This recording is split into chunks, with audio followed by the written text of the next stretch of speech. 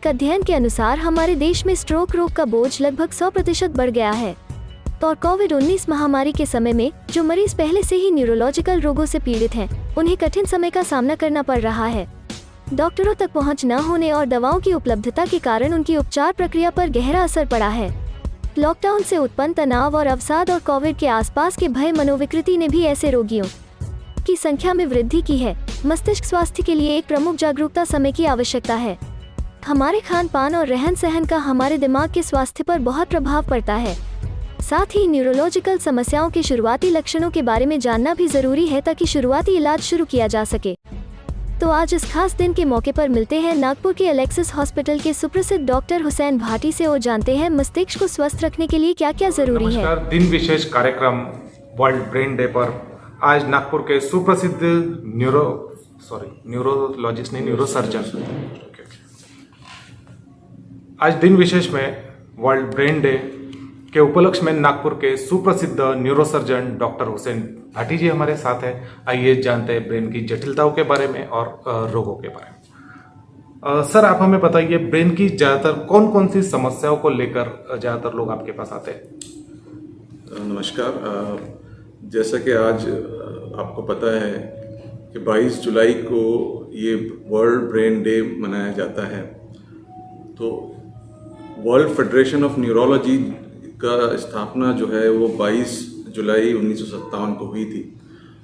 तो इसका मकसद ये है कि लोगों में ब्रेन की जो बीमारियां हैं उसकी जागरूकता लाई जाए, लोगों को बताया जाए कि बीमारियां क्या हैं, उसके सिम्टम्स क्या होते हैं और उसका ट्रीटमेंट क्या है। और इसकी अवेयरनेस करके ही इसको ठीक कर सकते हैं। तो बहुत जो कॉमन बीमारियां होती हैं ब्रेन की, वो हैं हेड इंजरी, सर की चोट, ब्रेन ट्यूमर्स होते हैं और लकवा जिसे हम स्ट्रोक कहते हैं, मिर्गी की बीमारियां होती है, मल्टीपल स्क्लेरोसिस होते हैं। तो ये कुछ बीमारियां हैं जो कॉमनली हम अपने डे टू डे प्रैक्टिस में देखते हैं। सर, अगर ब्रेन ट्यूमर की बात की जाए तो ये ब्रेन ट्यूमर कैसे होता है और क्या इसका मुख्य कारण हो सकता है ब्रेन ट्यूमर होने का? देखिए, ब्रेन ट्यूमर जिस तरह के बॉडी में कहीं भी ट्यूमर होता है, ट्यूमर यानी गांठ, तो उसी तरह से ब्रेन में जो सेल्स होते हैं उससे एबनॉर्मल सेल्स जो रहते हैं वो एक गांठ बनाते हैं, जिसे हम ब्रेन ट्यूमर कहते हैं। तो ब्रेन ट्यूमर के एज सच कोई ऐसे रिस्क फैक्टर नहीं है कि इसकी वजह से होगा। कुछ कंडीशन में ऐसा होता है कि कुछ लोगों में इनहेरिटेड जो बोलते हैं, आनुवंशिक जो होता है, वो एक फैक्टर रहता है कि ब्रेन ट्यूमर हो सकता है। ब्रेन ट्यूमर जो है वो दो प्रकार के यूजुअली होते हैं। एक जिसे हम कहते हैं कि एक प्राइमरी ब्रेन ट्यूमर और एक सेकेंडरी ब्रेन ट्यूमर होते हैं। तो प्राइमरी ब्रेन ट्यूमर वो होते हैं जो ब्रेन के टिश्यू में ही बनते हैं, और सेकेंडरी ब्रेन ट्यूमर वो होते हैं जो बॉडी में अगर कहीं पे ट्यूमर है, कैंसर है, वो फैल के जो है ब्रेन में आता है, तो उसे हम सेकेंडरी ब्रेन ट्यूमर कहते हैं। तो ये दो प्रकार के मुख्य ट्यूमर्स हैं जो ब्रेन में होते हैं। सर, अगर हम बात की जाए हेड इंजरी की, तो अक्सर देखा जाता है रोड पे एक्सीडेंट हुआ है, ब्रेन इंजरी हुई है, लेकिन उस वक्त लोगों को पता नहीं होता है प्राइमरी स्टेप क्या होने चाहिए।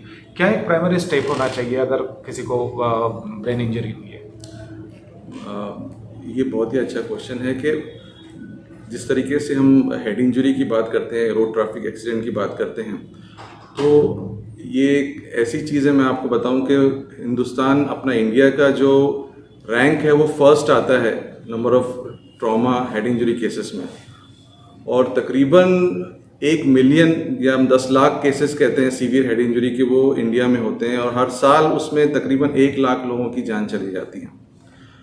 तो इसका मुख्य कारण जो है कि पेशेंट को एक तो टाइमली डायग्नोसिस और ट्रीटमेंट नहीं मिल पाता है, क्योंकि ब्रेन में जो इंजरी होती है या कोई ट्यूमर होता है या कोई बीमारी है, उसमें जो इनिशियल 4 to 8 आवर्स का जो एक विंडो पीरियड है, या जिसे हम गोल्डन पीरियड कहते हैं, उसमें अगर पेशेंट को प्रॉपर ट्रीटमेंट मिल जाए तो उसकी जान बचाई जा सकती है या उसकी क्वालिटी ऑफ लाइफ को इम्प्रूव किया जा सकता है। तो जिस तरीके से रोड पे एक्सीडेंट होते हैं या किसी हेड इंजरी होती है या हम लोग देखते हैं, तो प्राइमरी केयर आप उस वक्त ये देखिए कि पेशेंट को कोई साथ में स्पाइनल इंजरी तो नहीं है, मोस्टली जो सीवियर हेड इंजरीज होती हैं ब्रेन की जो होती है, उसके साथ में गर्दन की चोट या स्पाइनल इंजरी जिसे हम कहते हैं, तो वो कॉमनली होती हैं। तो स्पाइनल इंजरीज आप जो भी लोग एक्सीडेंट को देखते हैं या उनके सामने से जाते हैं, तो उनको चाहिए कि जो स्पाइन को जो है वो स्टेबलाइज करके रखें, किसी तरीके से उसका मूवमेंट ना हो एबनॉर्मल, ये इस तरीके से ना हो ताकि पेशेंट की जो कंडीशन और ना बिगड़े। तो स्टेबलाइज करके रखें।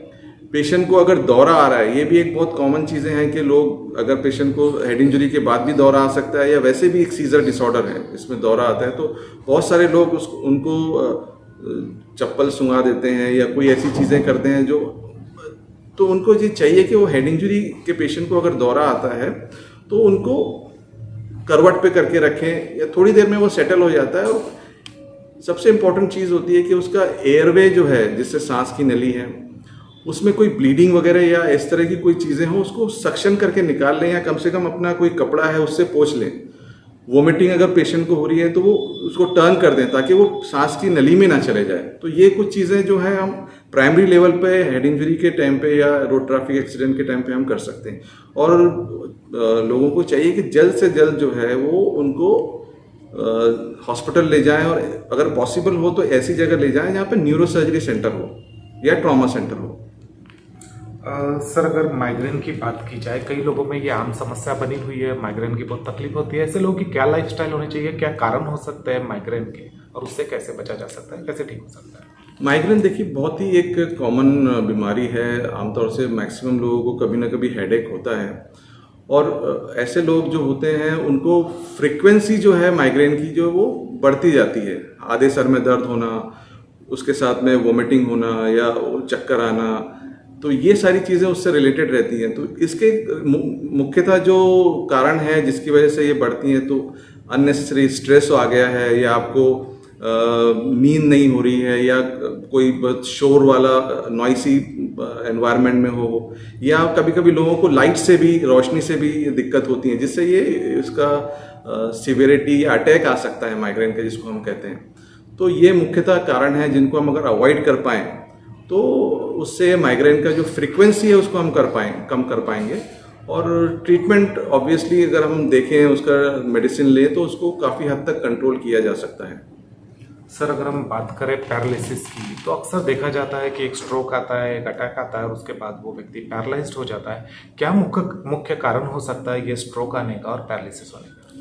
देखिए, स्ट्रोक एक जिस तरीके से हार्ट अटैक होता है उसी तरीके से एक स्ट्रोक होता है, जिसे हम ब्रेन अटैक भी कहते हैं, जिस तरह से हार्ट अटैक होता है। तो ये दो प्रकार के मुख्यतः होते हैं।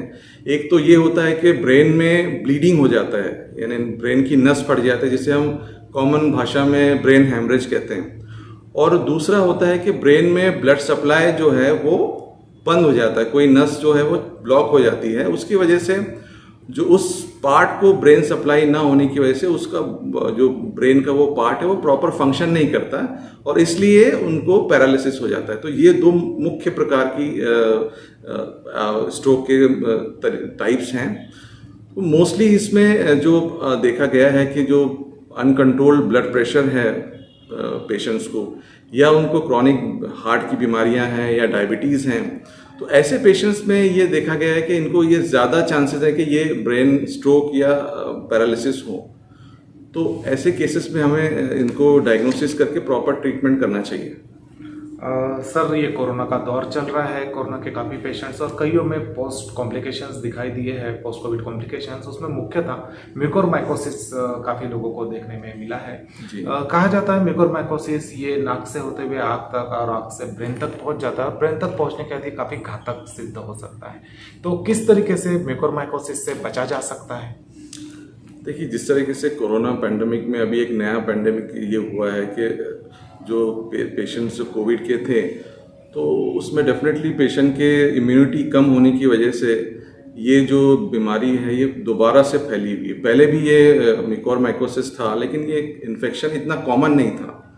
लेकिन अभी कोविड इन्फेक्शन की वजह से, इम्यूनिटी कम होने की वजह से, कुछ मेडिसिन हम यूज़ करते हैं ट्रीट करने के लिए, उसकी वजह से ये इंक्रीज़ हुआ है। तो ये एक तरीके का फंगल इन्फेक्शन है जो नाक के द्वारा इसमें इन्फेक्शन होता है, वो आँखों में जाता है और आँखों से होते हुए ये ब्रेन में चला जाता है।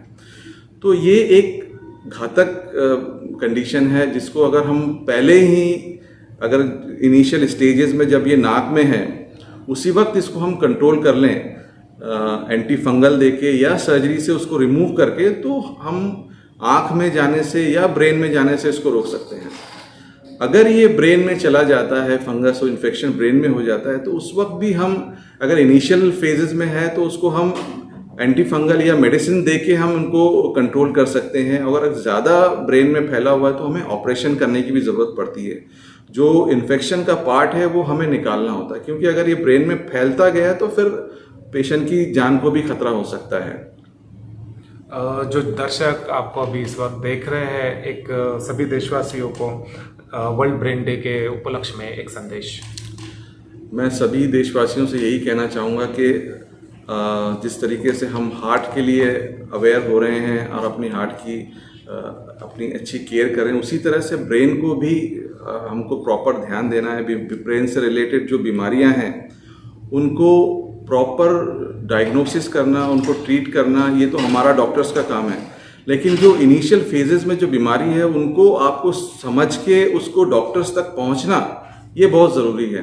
तो आप बीमारियों को, अगर कोई बीमारियां होती हैं तो आप उनको लेके डॉक्टर से मिलिए, उनसे बात करिए, क्योंकि आजकल चाहे वो हेड इंजरी हो या ब्रेन ट्यूमर हो या लकवे की बीमारी हो या दौरा आता हो, मिर्गी का दौरा, हर चीज़ का इलाज है।